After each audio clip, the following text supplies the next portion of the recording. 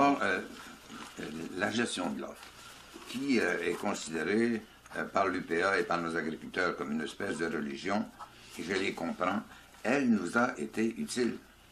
Elle a permis à des agriculteurs de mieux gagner leur vie, avoir des fermes à plus haut niveau de technologie, mais ça coûtait cher.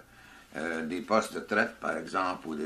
Alors, moi, je ne suis pas contre la gestion de l'offre, et je me suis rendu compte que mathématiquement, on ne pourrait pas l'abolir sans dédommager les agriculteurs, puis c'est des milliards de dollars. Alors, il faut oublier ça. Cependant, elle ne peut exister sans un protectionnisme très élevé. On a des droits de douane très élevés sur les produits agricoles pour sauver la gestion de l'offre. Alors la solution, je pense, elle est plus dans l'efficacité, dans les économies d'échelle. Plus un produit est vendu à haut volume, plus son coût va baisser. Plus, pour le produire, on utilise des technologies avancées. Donc, on a une productivité plus haute.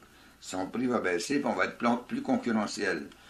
Au point qu'un jour, on pourrait dire on n'a pas besoin de telle protection parce qu'on est devenu tellement bon qu'on est capable de se battre contre n'importe qui. Mais vous avez raison de dire, les Européens n'ont pas de leçons à nous donner et les Américains non plus. C'est revenu quand c'est pour ça que j'ai eu des propos positifs en faveur de la gestion de l'offre. Nous lui devons beaucoup. Notre agriculture ne serait pas ce qu'elle est et dans certains cas ne serait plus. Sauf que maintenant, il faut l'ajuster à un contexte qui n'était pas celui d'il y a 20 ans, quand elle a été mise de l'avant. Comme je vous dis, ils signent des traités de libre-échange plusieurs fois par mois. Alors, il faut s'ajuster à ce contexte et le faire jouer en notre faveur.